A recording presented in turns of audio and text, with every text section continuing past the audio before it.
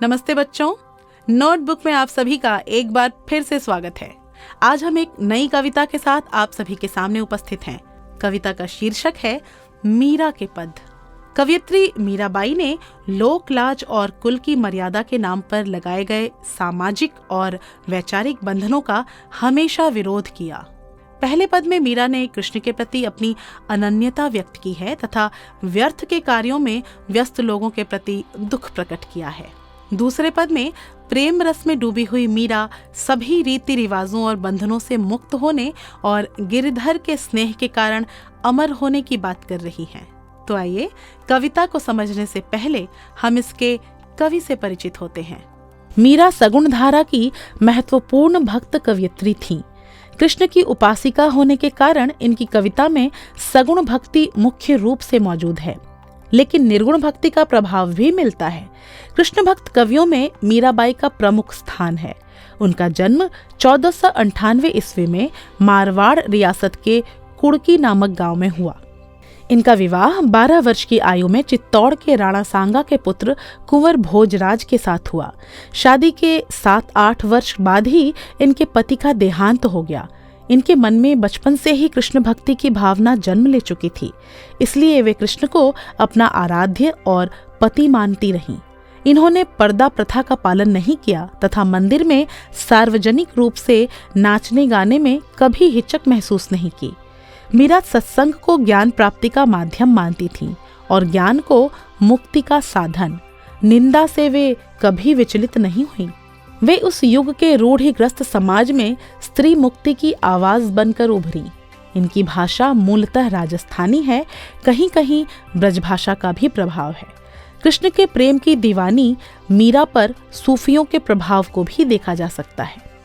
तो आइए अब हम मीरा के पहले पद को विस्तार से समझते हैं।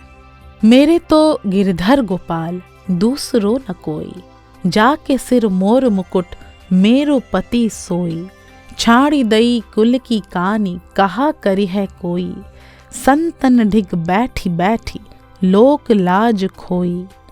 इस पद में मीराबाई ने अपने आराध्य कृष्ण के प्रति अनन्य भक्ति भावना का एक उदाहरण प्रस्तुत किया है।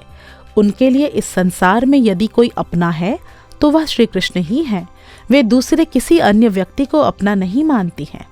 उनके नंदलाल अपने सिर पर मोर पंख से सजा हुआ मुकुट पहनते हैं, वही उनके पति भी हैं। यहाँ मीरा की कृष्ण के प्रति भक्ति भावना पराकाष्ठा पर पहुंच गई है। वह उन्हें अपने पति का दर्जा दे बैठी हैं। अब मीरा किसी की परवाह नहीं करना चाहती। उन्होंने अपने कुल की मान मर्यादा को भी ताक पर रख दिया है। अब लोग उन्हें चाहे कुछ भी कहें, उन्हें कोई फर्क नहीं पड़ने वाला। वे अब साधु संतों के संगत में इधर उधर घूमती रहती हैं। उन्हें अब लोकलाज का कोई डर नहीं है, क्योंकि इसी डर ने उन्हें राजमहल की 4 दीवारियों में बंद कर रखा था। यदि वे लोगों की परवाह करेंगी तो कृष्ण की भक्ति से उन्हें दूर जाना पड़ेगा। बच्चों, अब हम इस पद की अगली पंक्तियों को समझते हैं। असुवन जल सींच सींच प्रेम बेली बोई, अब त बेली फैल गई आनंद फल होई, दूध की मथानिया बड़े प्रेम से बिलोई, दधी मथी घृत काढ़े लियो डारी दई छोई, भगति देखी राजी हुई जगत देखी रोई, दासी मीरा लाल गिरधर तारो अब मोही। उन्होंने श्री कृष्ण की भक्ति में प्रेम की बेली बोई है। इस बेली को वे अपने आंसुओं से हमेशा सींचती रहती हैं। अर्थात कृष्ण की इस भक्ति का मार्ग अत्यंत कठिनाई और कष्ट से भरा हुआ है, पर अंततः उनके प्रेम की यह बेली बढ़कर चारों तरफ फैल गई है और अब उसमें आनंद रूपी फल लगने लगे हैं। उन्होंने अपनी इच्छा रूपी दूध को प्रेम की मथनी से मथकर भक्ति रूपी घी निकाल लिया है और सांसारिकता रूपी छाछ को छोड़ दिया है।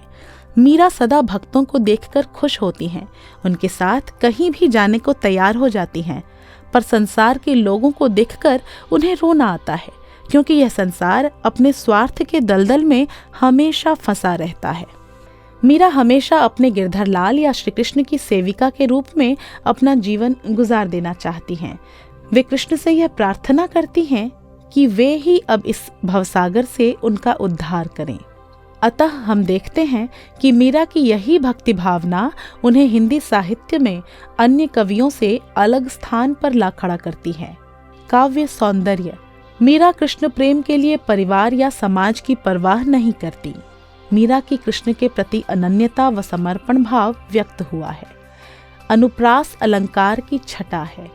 बैठी बैठी सींच सींच में पुनरुक्ति प्रकाश अलंकार है। माधुर्य गुण है।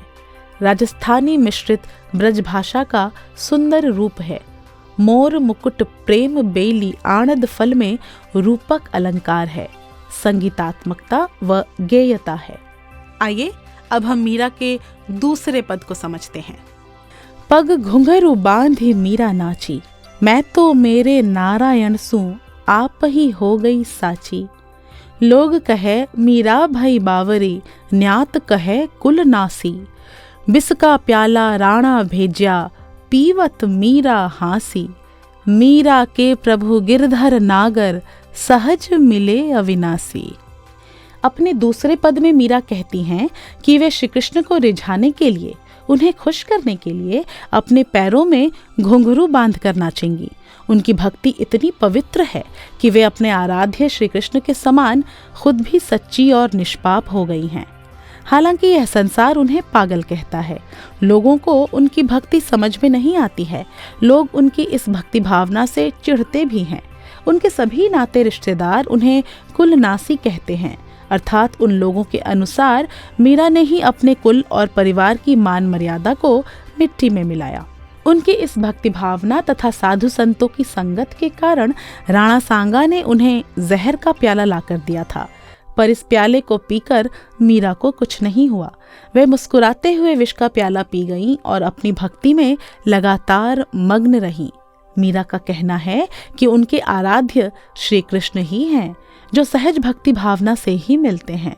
बहुत अधिक ज्ञानी और चालाक व्यक्ति के पल्ले यह भक्ति किसी भी तरह नहीं पड़ती है। काव्य सौंदर्य। कृष्ण के प्रति मीरा का अटूट प्रेम व्यक्त हुआ है। मीरा पर हुए अत्याचारों का आभास होता है। अनुप्रास अलंकार की छटा है। राजस्थानी मिश्रित ब्रजभाषा है। भक्ति रस की अभिव्यक्ति हुई है। बावरी शब्द से बिंब उभरता है।